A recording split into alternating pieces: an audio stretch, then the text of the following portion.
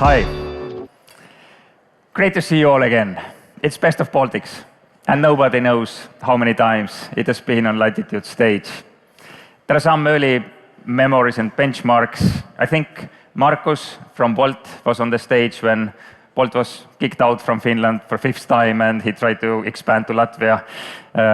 And he has done super well as Karel from Veriff in very early days, still building the product, and definitely now being one of the flagship in the Baltic ecosystem. The format is, as usual, we quickly take a look what has happened in Baltics in 2023. And last year, it was easy to predict it's going to be challenging. Arsen from our team made awesome work on going through all the possible data surveys, research papers, and so on. We refer to quite many, and none of them correlate, but they more like give you a gut feel where we stand. And after that, we have 5 companies on the stage. And then, in the very end, there is one more thing I recommend to wait for. I would call it reality of startups. So, what has happened in 2023? We have always referred to Crunchbase. In Baltics, they listed in total 7,000 startups. In Estonia, 3,400, Latvia, 1,200, Lithuania, 2.7. And Dealroom is doing distinctive character on how many have been VC funded. So it very much correlates with the numbers above. This is quite a lot. But the number of new startups have dropped quite a lot. In 2023, by traction data, only 270 startups were founded. It is about 40% less than in 2022. And Dealroom is even more pessimistic. Dealroom says 160 new startups, comparably less. Now, this is really interesting, that it shows some trends.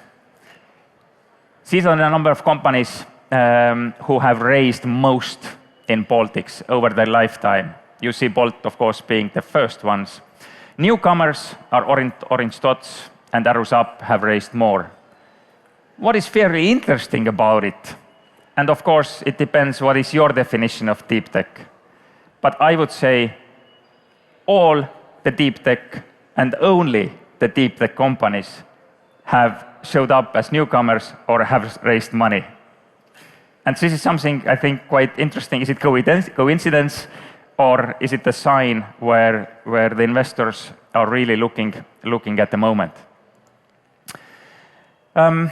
Before we look at a little bit better numbers, the ground truth seems to be that seed funding has been minus 30%, A rounds minus 60%, and Series B is minus 77%. Let's see how it looks on the graphs. We had exceptional years in 2021, 2022, and of course, these were mega rounds of some of the biggest startups in the region. However, if we take the normal trend line, then we are actually on the trend line. Of course, we want to be better, but at least we are not below that. We also have taken 2024 data so far and computed it to annual basis. At the moment, the investment pace is the same as last year, but there are good signs that it's really picking up. Practical Capital has taken the look, what if we take out unicorns, how the picture looks like then. And it is even more smooth on that scale. But of course, we want unicorns to be funded as well. Small countries, and in Estonia we love everything per capita. So these are the VC investments per capita. And Estonia last year doing very well. Lithuania on European average. Latvia has been thinking a lot last year what to do next, and I'm absolutely sure they will catch up this year later as well to improve the numbers. We also found some interesting trends where the money is going additionally in deep tech.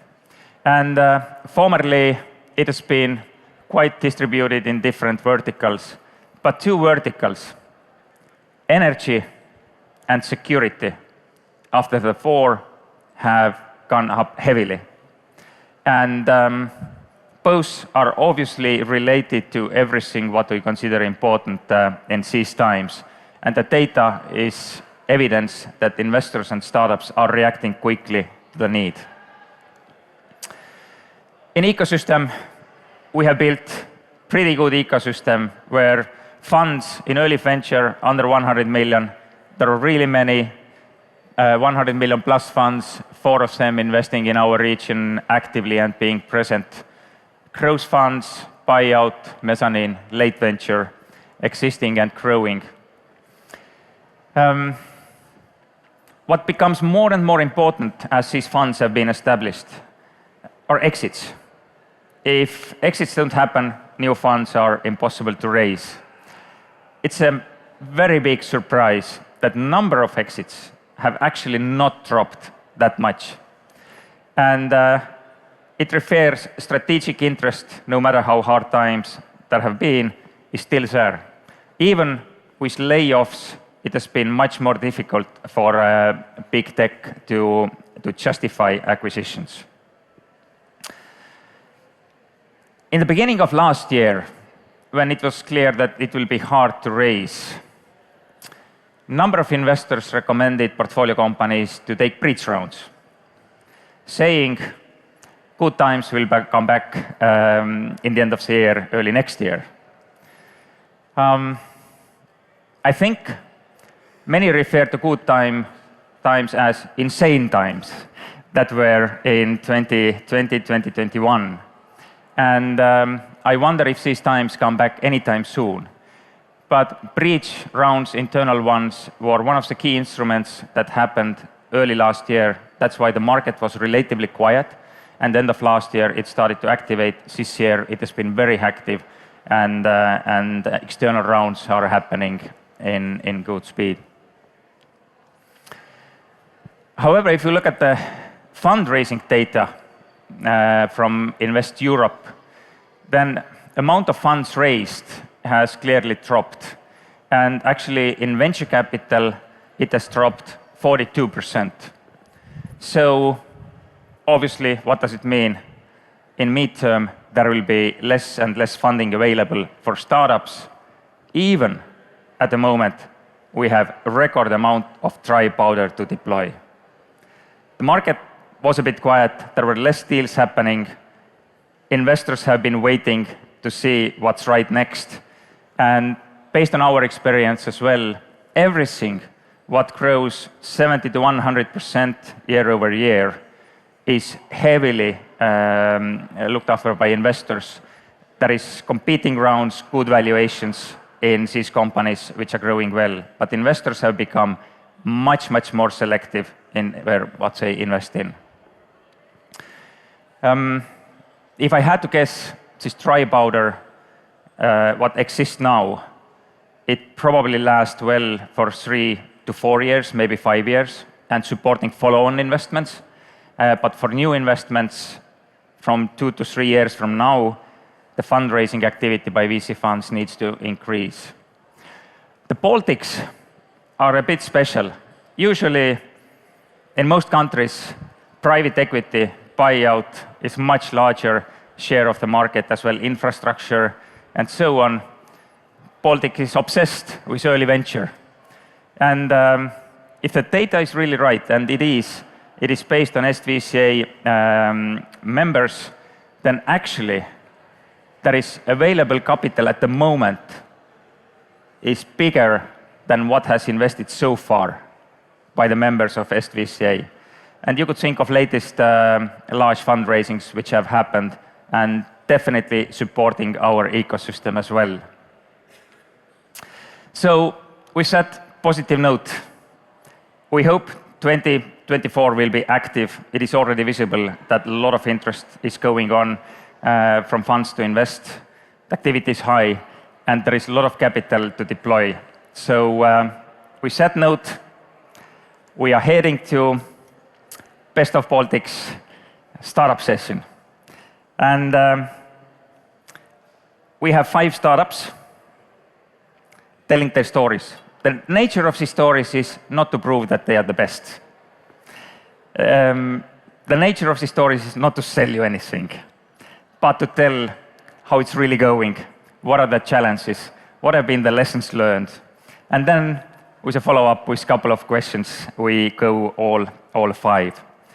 So the first company I would like to come on stage, Armands Liseks.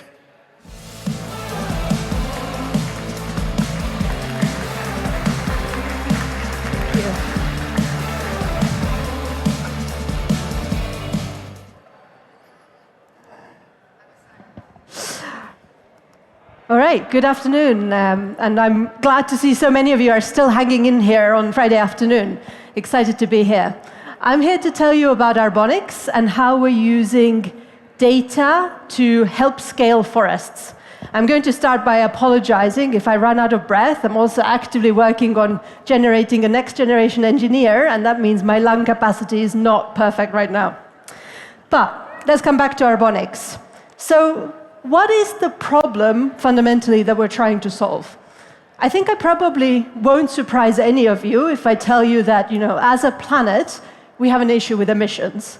So every year, we emit roughly 50 gigatons of CO2. So that's 50 billion tons. And at the same time, we're removing 2 gigatons. So as you can see, this balance is getting worse and worse every year. But what you may not have known is that those 2 gigatons that are getting removed every year, 99.98% of it is done by nature. So forests, soils, peatlands, etc. And this is precisely what we want to scale. So we want to reach a world in which we go from these 2 gigatons removed by nature to 10 gigatons removed by nature by 2050. So how are we doing this? Armands operates in the world of carbon credits, which probably many of you have heard of, but at a high level, how it works is this. So we have landowners on one side. They plant new forests on previously unused land. Then we work with standards and verifiers. Verra is a particular name that many people have heard of. And then finally, we work with big corporations who want to compensate for nature as part of their climate goals. And so what they do is they buy carbon credits, which in turn goes to fund the activities that landowners do. And we are in the middle and enable all of this. We take care of all of the data behind it. But I wanted to take you back and kind of talk about how and why we started solving this problem. So this is a picture of me, my co-founder Christian, and our first intern Jonas. Back in December 2021, we're pretending to be trees. It's pretty hard to tell. At the time, we were working for an investment fund, and we were actually investing in forest land. And we had this hypothesis that it should be contributing more to nature, but we didn't know how to do it. We were getting some good experience on the landowner side. And that's when we realized, actually, there's a gap here to build a solution that would have solved our own problem and that would solve it for other landowners. So that was the beginning of Armands. And I wanted to tell you today about 2 challenges we've had along the way and how we're tackling those. So first of those is quite fundamental, which is how do you digitize nature?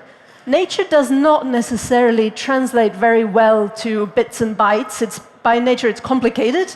It's in the world of atoms. So how do you do it? How do you do it without biting off too big of a piece?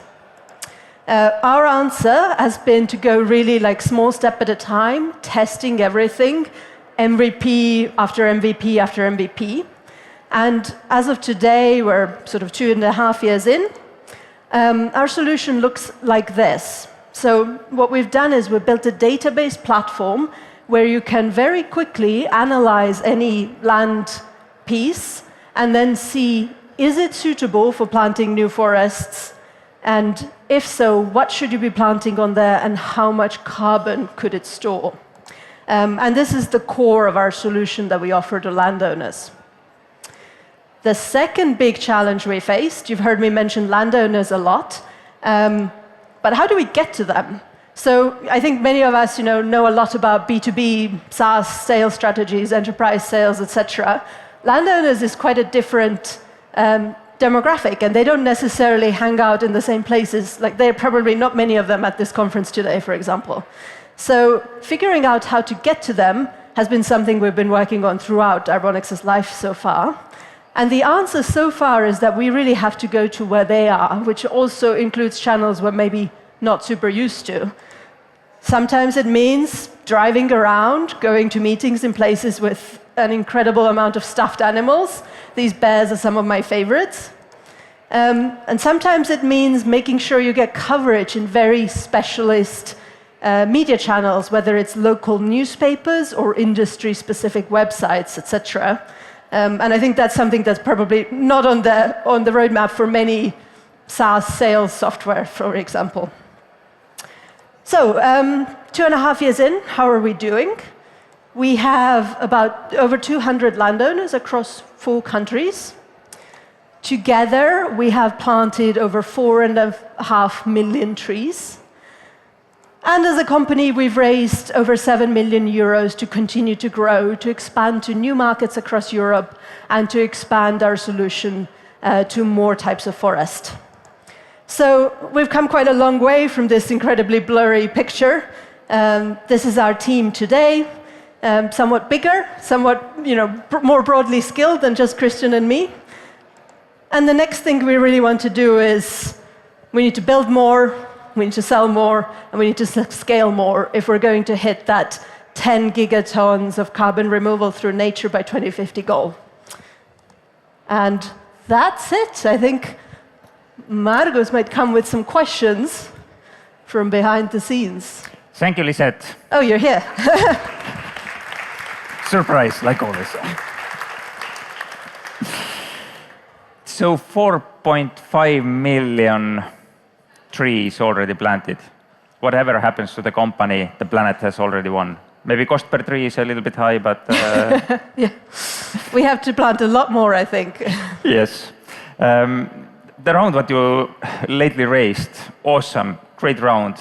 What did the investors buy? Did they buy climate tech, awesome business opportunity, awesome team? What did you pitch and what did they believe investing so much in this phase?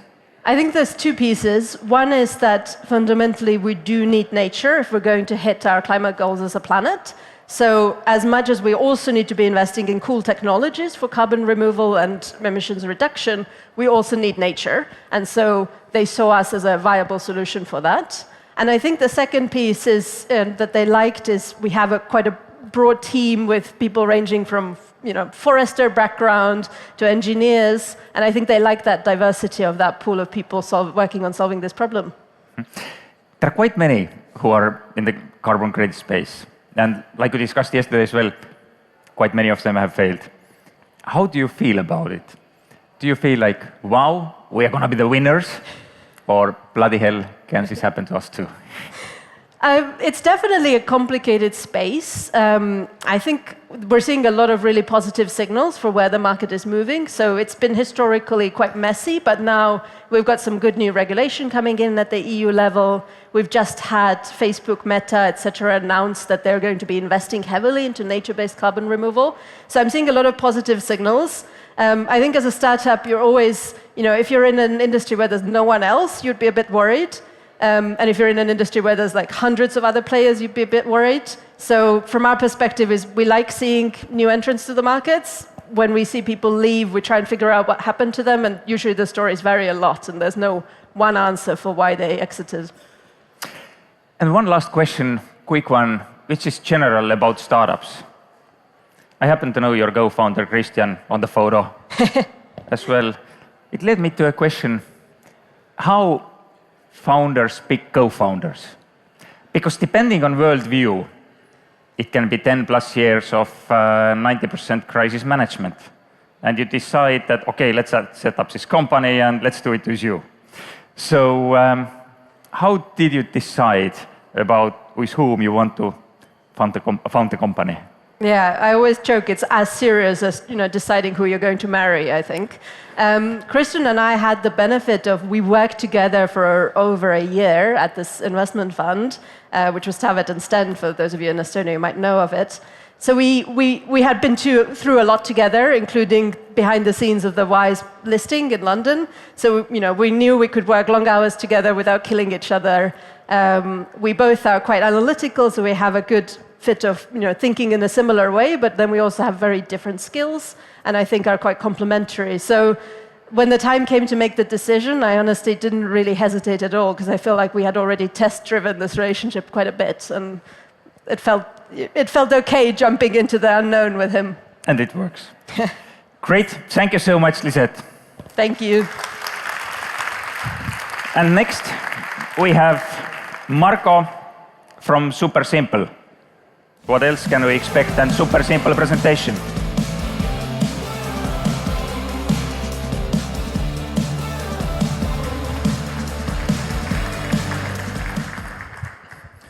Hey everyone, great to be here. I'm Marko from Super Simple. We are a business intelligence tool, which means essentially we help companies make sense of data. But we've been doing this for a few years now, and it wasn't exactly a super straightforward line from here to where we are now. So I wanted to tell you the story of how we got to what we're doing now. So I'm an engineer. I started coding when I was a little kid. And I ended up somehow building a bunch of data and AI products for different enterprise use cases. And as I did that, I felt I was a pretty data-savvy person. I felt that was a part of my identity. And so I looked down on others who maybe weren't really using data, who weren't really being all that quantitative. But at one point, I switched over to the dark side. I became a product manager. And I immediately became extremely terrible at using data. I just didn't do it. I had the technical skills. I could write SQL. I could write Python.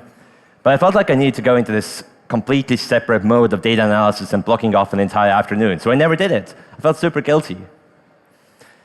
But so since I had become a product manager, I'd also stopped coding. And I missed it a little bit. And so I thought, hey, I have a spare weekend. Let me build this tiny little project that will definitely not take more than 48 hours. And let me try and solve this data problem for the indie hacker community. So people who just want to build a product, get it out there, and also figure out how to turn it into a business.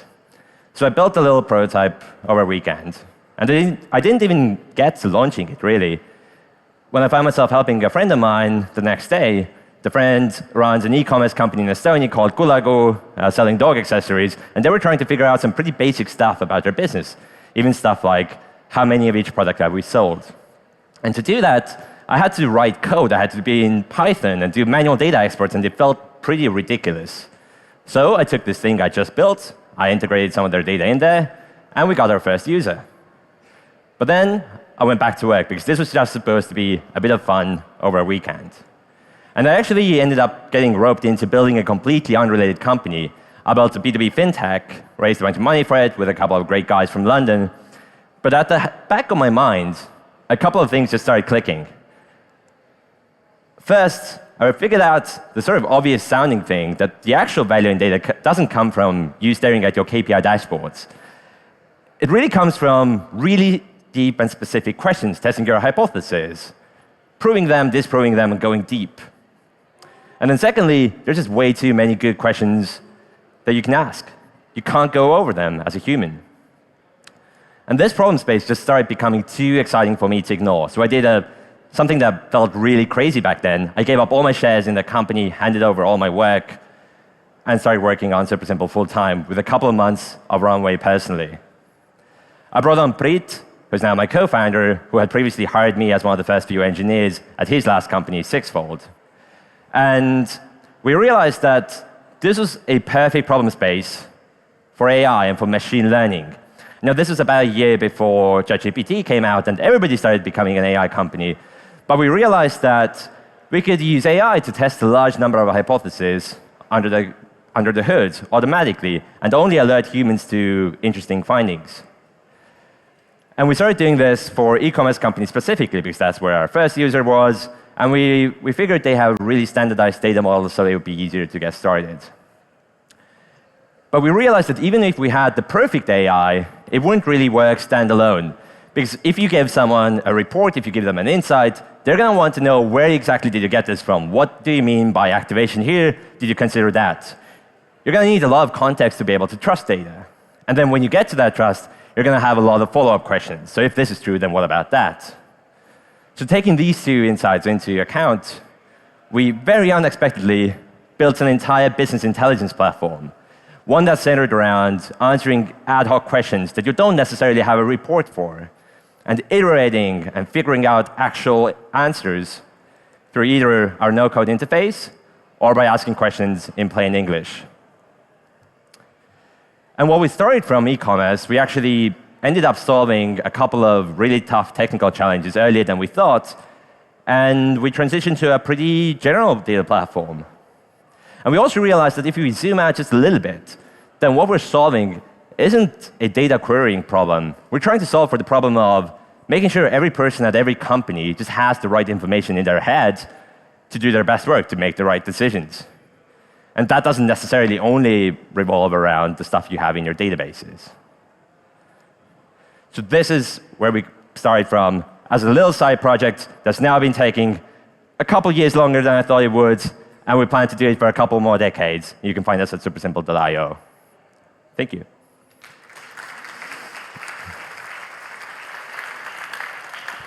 Thank you, Marko.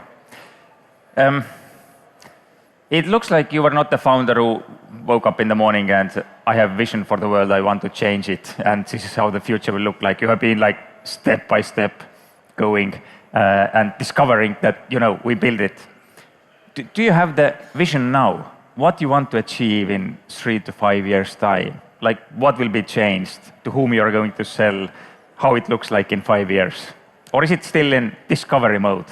No, absolutely. So we started from this sort of relatively traditional business intelligence angle, just going after the more complex ad hoc queries. But we realized that the opportunity greatly overlaps with like a lot of other types of information that your companies have. So companies have their knowledge bases and a bunch of Slack messages and emails and stuff in their CRMs. And knowledge workers somehow need to get all of that information into their head at the right time. And so there's a lot that we're doing to go past just these questions that you come in and ask, but it's becoming more about us being proactive and also gathering a lot more data sources to ping the right person with the right information at the right time. Mm-hmm. So tell me, so many say that you need to have AI in your pitch deck to raise money. Was that in your case true as well? So it was weird because when we first raised money, I pitched this as an AI company. And I thought AI was pretty hot back then, but it was, again, about a year before ChatGPT came out. And after we raised this, when we're now talking to people, we actually really downplay the AI part. So we've actually got state-of-the-art artificial intelligence on several fronts, for example, for natural language question answering. But there's a lot of crap going on in the market where people are just doing AI to do AI. And we have a lot of merit to stand on, even ignoring that. So we actually focus on the problem we're solving, the use cases that we're making people happy with. And AI is an enabling technology. It's not the product. Do you see that the one risk about the companies who use AI is that it's fairly easy to replicate what you do? Do you see that larger corporates or enterprise solution providers say build it in as well? Hey, it's part of our solution. So where do you see your niche customer base where you could hold your competitive advantage? Yeah, so to make the type of AI that we have work, we actually need to first build a really broad and deep data platform that works without any AI. So what we ended up doing was we built the business intelligence tool that just makes answering these questions easy with clicking around, and we trained a bunch of AI models to use our platform. So you can't just whip up a really good prompt and solve this problem, because then, best case, you're going to get an SQL query and one chart out of it. But the real interaction between man and machine requires some really complex tech and UX, actually, in this case, to be solved. Thank you, Marko. Thank you for the presentation. Good luck. And now we go to next company. Micah Pass and Justas is here to tell about it all.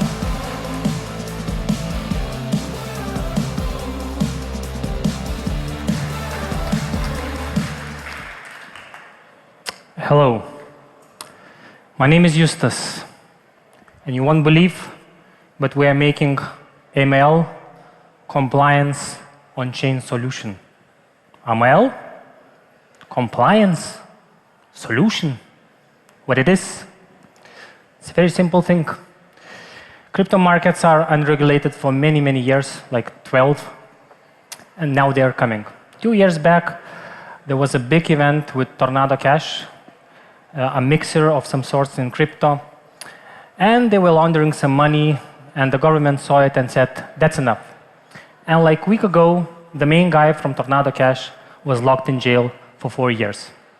That is the basics of our product. It's like a bouncer in the nightclub who stands and checks 2 things of yours. Your wallet, is it clean? And your face, are you in the sanction list or not? And if you're good to go, you're good to go. So our product is based on what is coming to crypto world very soon. So what we're offering is the bouncer. And this bouncer should be in every protocol which is doing business. And this business will be in a huge market. Everybody's talking blockchain, very nice, very new, billions of dollars. And we're offering compliance. But let's look at the market. This is the market now. It's like a teenager, and we're trying to sell life insurance to a teenager. Yeah? The life circle in crypto is extremely short. See? Each coin created can and probably will eventually go to zero. You are retard if you're buying. People are launching websites with no words in it. They're just repeating the same word, and they're still raising funds. There's no accountability. These are the major people in crypto world. Creating protocols, giving financial advices, rushing you to invest. And of course, they have a very different feelings about regulations.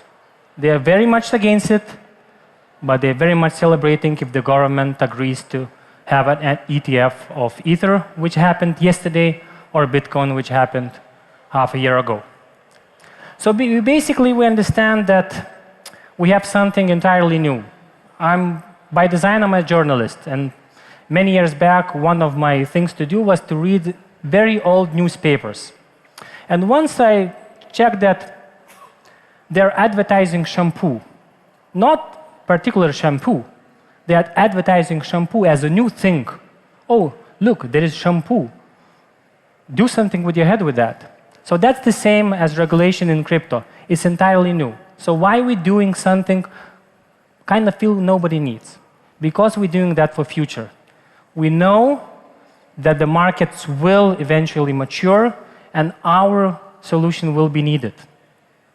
Because of that, now our strategy is to create something they need now, but on top of that, build something they will need in the future.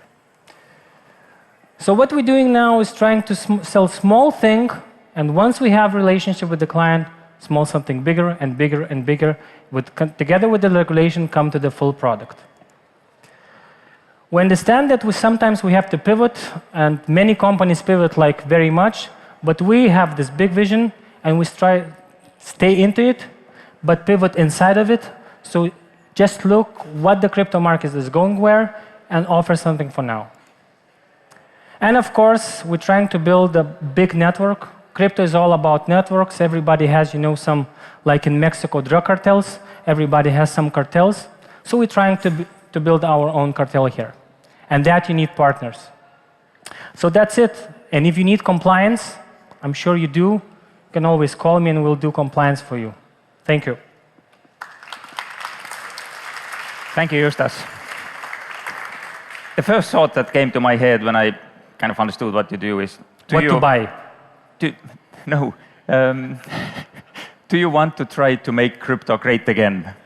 Yes. Or it was never great? I think it's already great. It's just used by monkeys and bad people. Once we start using it, it will be better. I'm sure for that, yeah. Because it's very cheap. It's very cheap to organize everything. You don't have to a bank like this, to make financial decisions and financial transferring and all sorts of that. So is definitely a good technology. It's just used by, strange people. So your customer base is potentially very volatile. They come and go like blinking photos Yes, on the presentation. Yes. Do you see it as a risk factor potentially? Well, it's a sandbox. It's okay, it's 20 years, but still a sandbox, and people are playing in it. And of course, they're playing very strange games and very short games. Their protocol launching, and in 2 hours they're dead. But there are a lot of serious, protocols, and BlackRock is investing in it. So I think we're good to go. I think you lately raised seed round, right? Pre-seed. Pre-seed. Pre-seed, yeah. Pre-seed, like first round? Yeah, first round, yeah. Okay, general question. How does it feel when the money arrives to your account? Like, we are winning the world, or bloody hell, now we have to take it seriously? We already spent it. Okay, that was actually not the question. The question was, how did you feel? I understand you don't want to talk about your feelings, but I don't remember the feeling of having money. Okay, it went so fast so that... it's like in crypto world. You're there, and you're not anymore. So, so please, call me if you have funds. Let's make crypto compliant again, together. Yeah. We can, and there will be AI at some point. We'll do machine learning and AI. We promise. Your place is absolutely on the stage of Best of Baltics. Thank you so much. Ciao. And next, we have Armands from InGame.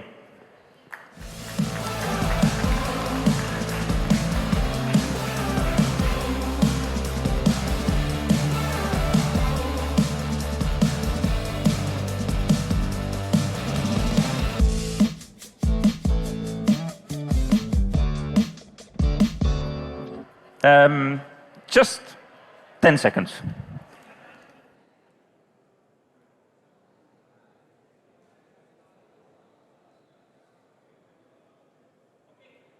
Good. So next, we have Frank instead of Armands. Change of plans. And it's about sales. That this previous crypto guy probably needs. So let's listen in. Does it work? Excellent. So hello, everybody. Yeah, it's going to be Frank. So my name is Frank Sondors. I'm coming from a small town, Ventspils in Latvia. And today we're going to talk about AI Copilot for sales execution and how we got to $2 million actually in less than 12 months. And really the journey started with myself being in sales, working for companies like Google, a bunch of SaaS companies, leading a sales team of 50. And then I realized I had this epiphany, essentially, that the only way to scale was to have a lot more sales reps, ultimately. This is ultimately what VCs tell you, hire a bunch of reps and scale, scale, scale, scale, scale. And I thought that was really broken as a concept. And the problem was actually the software. So, and underlying problems there is there's a lot of SDR inefficiency, where SDRs are typically less than 10 meetings. And also there's a huge email delivery problems that we're sort of nailing down as a problem. So we really started to nail down on the first problem, as we want to make the sales team significantly leaner and meaner, meaning less headcount, more output. Who wouldn't want that, right? So, but really need to start somewhere. And we decided to start with email, where there's huge restrictions in the space by Google, Yahoo, Outlook just announced this week restrictions in email.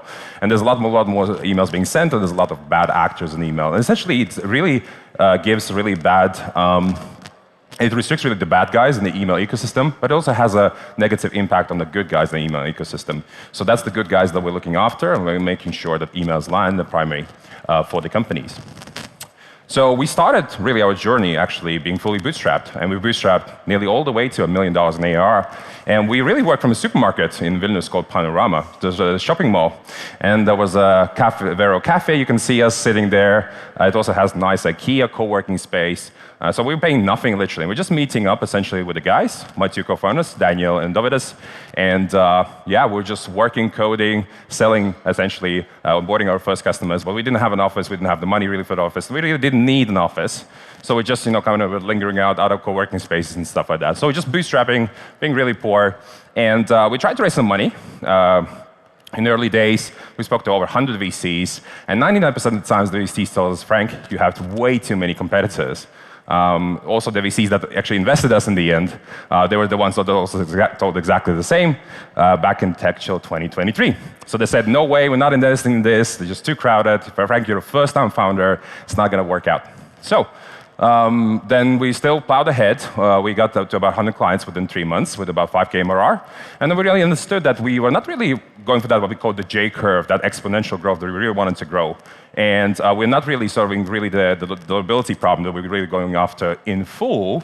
So what it led us to do with our current product, first product that we shipped back in June last year, we decided to pause the shipping of the first product and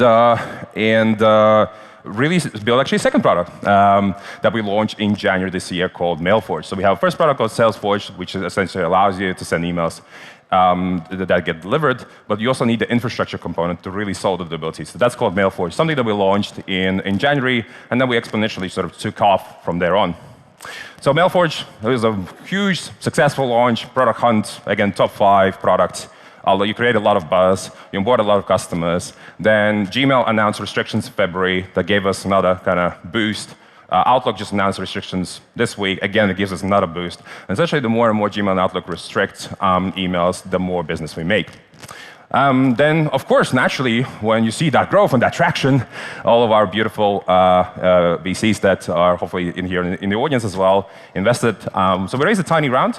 Funny enough, we didn't spend a single dollar of that money still to date because we're growing too fast and not hiring fast enough. And I'm going to talk that as a challenge. But really thankful to Bad Ideas Fund, Spray Capital, and Fiedler to really believing us and the team that is going to be a billion-dollar baby, what we call the next pipe drive in sales execution. So there's a bunch of numbers, traction, etc., very beautiful stuff, exactly what you want to see. Everybody loves this. And yeah, by the way, we're already raising our A round that we're looking to close by next month. So where are we headed as a business, really? So if we're focusing on deliverability, so the first, that email channel, our vision is much, much larger. We're looking to really provision what we call an Apple-like experience in sales execution, whether we're executing sales with humans that we're doing today, with AI agents that you can blend and augment with the existing sales team, or fully replace. But also the other problem that really exists in sales, unlike in the world of MarTech or advertising, is the fact that most sales teams don't use any form of sort of machine learning or generative AI in their execution. So we're looking to unlock that by building the world's largest sales execution data lake, where we're going to be clustering companies that exhibit similar traits, stripping out the PI data, applying ML models and generative AI models, and then making humans significantly smarter through big, essentially data or the agents. So you can see here Frank executing, well, it's going to be Agent Frank, and that's how the world will evolve with time, and that's the world that we are powering going into the future. The challenges that we see, there's a bunch of challenges being based in Baltics. Most startups have similar challenges, whether that's hiring. But really on the hiring front, we hire people that either have a lot of experience or have a high potential. But for us, really high potential means you have the hunger. We're really looking for hunger in the people that want to grow professionally, that are looking for success, maybe money, through ESOP, etc., shares and all that stuff. But we don't see that hunger in arguably most people that we talk to. And that's really the dilemma. That's the problem that we see in the Baltics region. Then our other challenge is as we're building what we call an Apple-like experience, because the whole space is very fragmented, very Android-like, building that sort of ecosystem will be a big, big undertaking for us. So kind of getting really the smartest people in engineering and product will be also a challenge for us, which sort of ties with this challenge one. And then the final challenge is that it has to do with investors actually predominantly in Europe that just don't get the sales technology space. Unlike the Americans that get this space really, really well. So the conversations are much faster. They understand all softwares and how they interplay. And arguably in Europe, unfortunately, we do not have what we call the domain expertise when it comes to sales technology across most of the VCs that I've spoken to. So that's what we're seeing as the challenges, and thank you so much. And yeah, if you've got any questions, feel free to ask me after this. Cheers. Thank you, Frank. So, emails. Yes, for now. For now. Yes. I have 8,000 unread cold emails. Mm-hmm. How do you process your own? How do I process my own? Yes, what you receive. Oh, I was thinking, like, could you build a product that automatically processes my cold emails, yes, inbound emails, and takes green, you really need to pay attention, or red ones, delete. itself. Funny enough, you're saying that. I'm actually building that as well. Wow, okay. So that was not agreed before, actually. So, that was not agreed. But do you think it could kill your product, actually? No, because we're looking to ultimately what we call improve buyer experience. So to improve buyer experience, you need to, first of all, look after the sellers. And then as we progress as a product, we're going to be building products for the buyers to help them process their communication on their end. And by doing so, what we're essentially unlocking is what we call matching between the seller and the buyer to really drive the ultimate buyer experience. Because ultimately, there's a bunch of tools right now that build on the seller side, a lot of different tooling. Then yes, buyers get overwhelmed. So really to what we call, we essentially becoming like Google when we own both sides of the equation, which means on the sender and the buyer side, then we are able to provide a significantly better experience so that you don't clog up your mailbox, right? Because I will help you to actually reduce that and help you focus on only the emails that you want to really focus on. That would typically solve your pains as head of, digital of a particular company. And do you use your own product as well to sell your product? Yes. Did you do A/B testing, like alternative methods and your product and like comparison and your awesome? Yeah, so one of the things that we do do what we call programmatic sequencing, where we can deliver a unique email in any language at any scale. And we compare that typically to a bunch of templates that you would typically get, which is the reason why you typically hate cold emails, because this doesn't really address you as a potential buyer. How does it solve that pain? So the way we really solve and ensure that you get the best possible email is we look at what do you sell as a business, typically when that sender reaches out, and then we do what we call web crawling. So we essentially access the website of yours, we check out what does Latitude do, for example, or we check out your LinkedIn profile, what's your title, for example. Sometimes there's a lot of information on LinkedIn, like what are the things that you're working on. And by matching what is it that you do in that company versus what we sell, we'll ultimately deliver the best possible emails in the mailbox today. And do you care as well what is sold using your product? We try to save the planet here. Yes. Like, do you set limitations? Okay, this product you cannot sell, it's too harmful for the planet, or too much unnecessary like buying, or you don't care?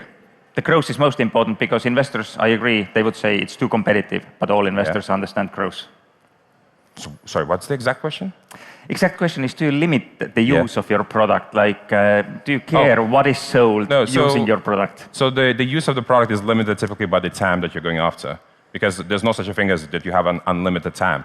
We essentially just allow you to reach out to your TAM, and once you cap out the TAM, it's not like they go beyond the TAM. So typically there's organic capping essentially that you already have, because it's not like everybody has an unlimited market to go after. We just allow you to go after the market in the most efficient possible way. And no, our customers don't just send a bunch of emails. They send an email, there's no response, they don't send more emails. But yeah, cold email or just email exists as a channel for decades and decades. It's just evolving over time. And we're seeing the death of what we call templates. We're seeing death of bad emails, and we're seeing the birth of what we call really great emails. But really, the goal at the end of the day is to really improve the buyer experience. So you only send the most relevant emails to people. Yeah. Good luck with fundraising. Thank you. To investors who don't understand it, say Pipedrive had thousands of competitors while they started their business. Right. When Bolt started, all European investors had ride-sharing platform in their portfolio and so on. Just very few made the right decisions. Yeah. Good luck. Thank you. Cheers. Now, we have Armands from InGame, who I tried to jump forward in future beforehand. Now it's your time. Thank you.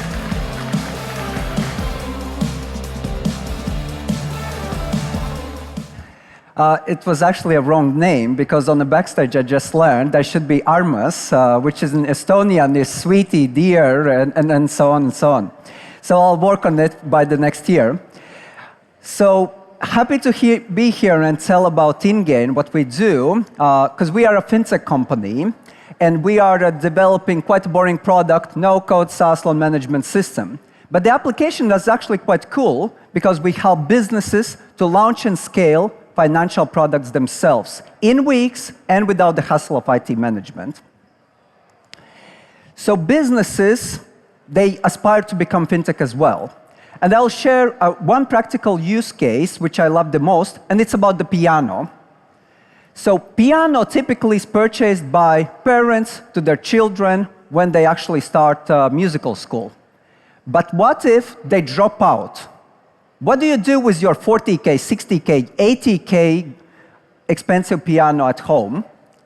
So we are now about to cooperate with a musical instrument retail chain in Switzerland, which is doing now piano rent-to-purchase product. So in case you don't need the piano, they take it back, they refurbish if necessary, and they sell it further.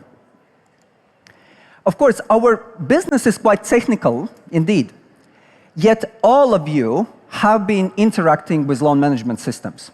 When you were filling in the loan application form, checking your loan balance, or what is the next payment, you were actually interacting with a loan management system. So today I would like to tell you how we started, how we shaped our product strategy, and what have been the obstacles we had to overcome. So first things first, we actually don't have the typical startup story because we started as a change management project. My two co-founders, Juris and Kristaps, for more than 10 years, they were running an IT house doing custom-developed loan management systems. So the business needed some boost, so they invited me to join in. So with a management consultancy background, what you do? You go and start researching. So I spoke to the customers, I spoke to the team, and very, very quickly I identified that we actually underserved the customer needs. And even worse, the more loyal the customer was, the less we did for them, because the technology was outdated. They lacked some cool features there are, and they were heavily dependent on IT support. So we had to change this approach, and so we basically became a no-code SaaS product company, but with a twist. Being aware that fintech industry is changing incredibly fast. We didn't want to lose our competitive edge because it can happen very quickly. So we started thinking about how we can create a real customer-driven product development strategy. And our solution was that we provided customers with a unique opportunity that on top of SaaS solution, they were able to do customizations.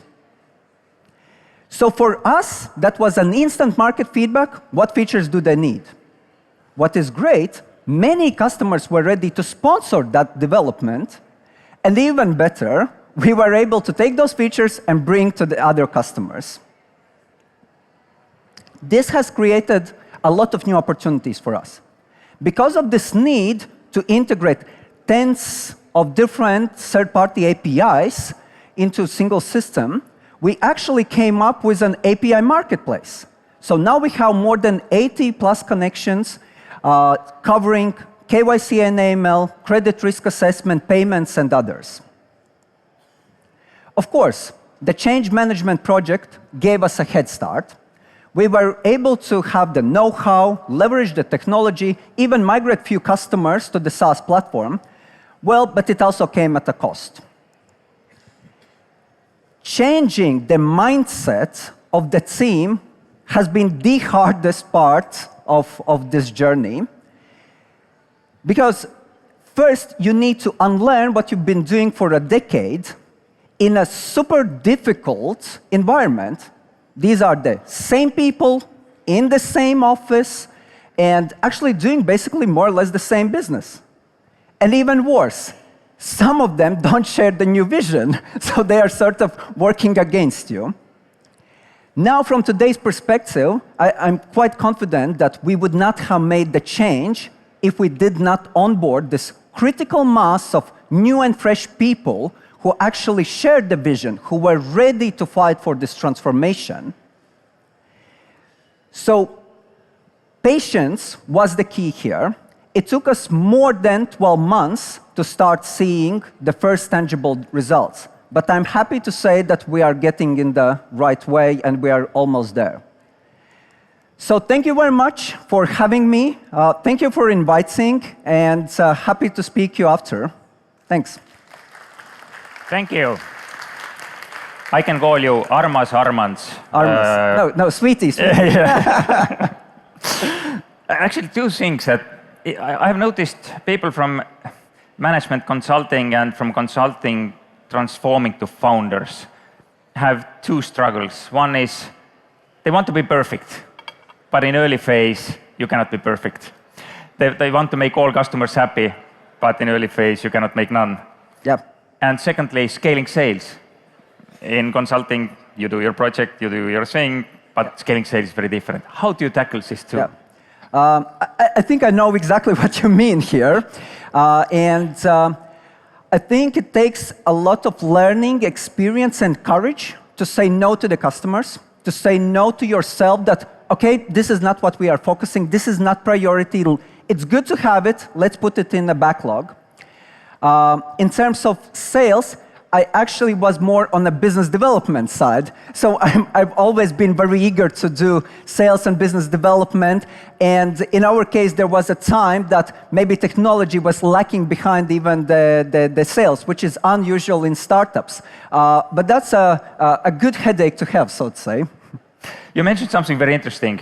Not all of your team actually shares your vision. Yeah. How you think about it? Like one Skype founding engineer, I think it's Jan Tallinn, said people will never start talking with microphones and cameras. But okay, I hang around and do my thing. So what do you do with people who don't share your vision? Okay. I think it's not about trying to persuade them. If you try to change them, well, there is no positive result coming out. So instead, it's about doing what you see, keeping together with people who are ready to deliver, and then once you start demonstrating the results, they're like, oh no, it's happening. And then all of a sudden, they are like also, let's say, trying, like they don't notice even how they became part of it because they got excited by the great results that were there. And yeah, so that's been approach, and so far so good. Yeah. Okay, great. Thank you so much, and good luck. Thank you so much. Thank you. Well, now, there is one more thing. As you know, all startups in Baltics, they become unicorns, like you have noticed. But after massive research and data crunching, we found one who has not turned into unicorn.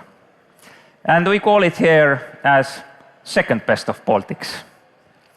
So I ask Andrus to join the stage and tell the story. How does it feel? What was your company's name again? Everybody has forgotten. It was Outfunnel. Outfunnel. Okay, yeah, great. Please. Thank you for the intro, Margus. And let's give a round of applause to Margus. He's doing a great job. Margus is also a great investor. I know it from first hand because he's turned down investing into Outfunnel twice. And then he now asked me to publicly humiliate myself by inviting me to a session called Second Best of Baltics. So that is the kind of supportive ecosystem we have in Estonia.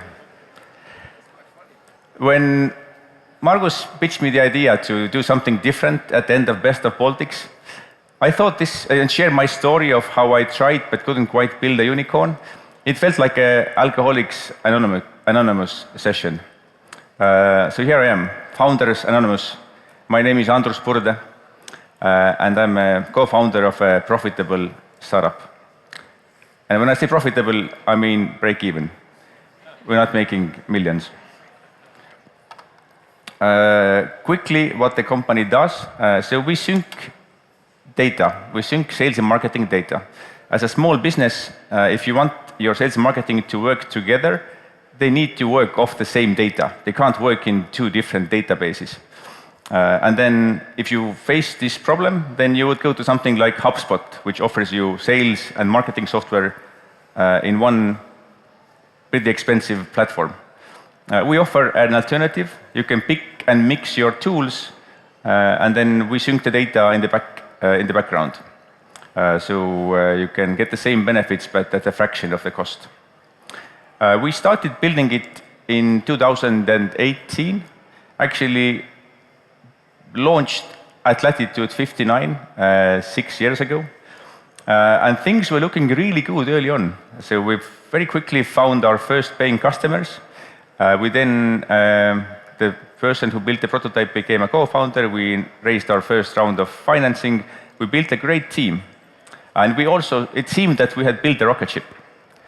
But around mid-2021, something was different in the air. So we would still be able to raise a bit more money. We had grown the team to 13 people, but the growth kind of deteriorated. The growth stalled almost completely. And the thing was that we were very confident about the problem we were solving. This disjoint sales and marketing data is a serious thing, but we had too many ideas how to solve it. So we had this thing of throw spaghetti on the wall and see what sticks. In hindsight, we should have boiled the spaghetti first.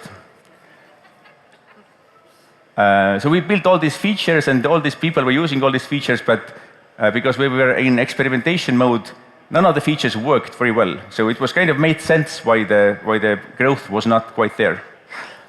But the good news is that things changed for the worse. So last year, people, some really good people who saw that this company is going nowhere started to leave.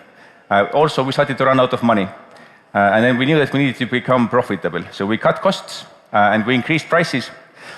But the one good thing about it was that while we were building all these exciting experimental features using machine learning and AI, there was this core data syncing product, which we had left completely abandoned, which had started to grow then.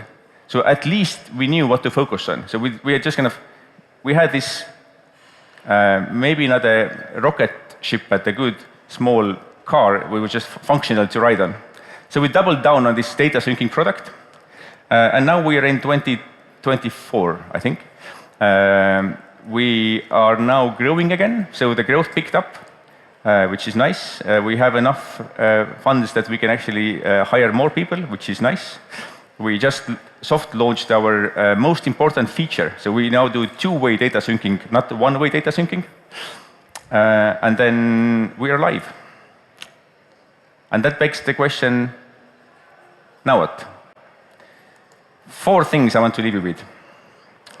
One is that last year was horrible. It wasn't fun at all.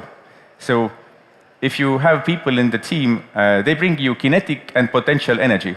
And if you have fewer people, you have less energy. And losing energy is a hard thing to go through.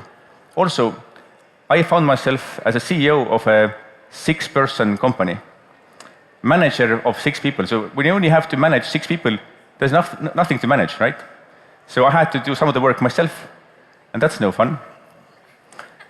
Second thing, if you are in this hole or in a demotivation crisis, you can get out of it. What helped me was a coaching program. You can also do other things. And even if you do nothing, things either get better or worse, and things won't change the same, won't remain the same. Third thing, I couldn't have done it by myself. So I'm lucky to have a co-founder who was there with me all the way, for better or worse. Lucky to have a good team who stuck around, and also lucky to have some good investors. Not all, but some investors who were super good. If anybody's considering raising a seed or pre-seed round, I can really vouch for buy founders. And then fourth thing, now what? So now we have options. We could continue a profitable startup. We could raise more funds. We could try to sell the company, or I could maybe step back and hire somebody to run the company for me. So we don't know yet. We're working on it. But I think one thing we know for sure. If we were to raise more money, it will probably not come from karma. Yeah, and if anybody feels like they want to chat about these topics, then happy to chat afterwards. Thank you, Andrus. In Baltics, there are 7,000 startups, like data says. And actually, the reality is very many turn into normal businesses. So how does it feel to be CEO of normal business? I wouldn't have sent a CV to, hey, I want to apply to run a normal business. I wanted always to run an abnormal business. So yeah, it feels slightly different than what I signed up for. But I'd rather run a normal business than a dead business. So it could be worse. I can imagine.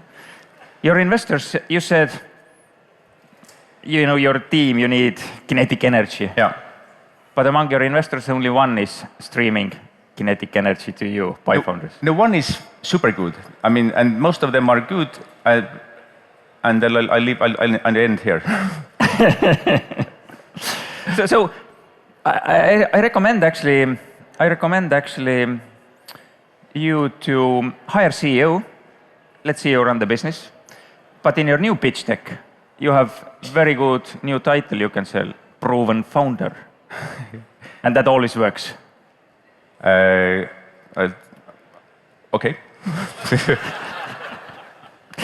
The benchmark will be if you were able to raise from Karma. So yeah, okay, that's a good benchmark. Yes. Okay, thank you, Andrus. Thank you so much. All right, ciao, bye. That was best of and second best of Baltics 2024. Thank you so much. And with very high probability, we will be back next year. Thank you.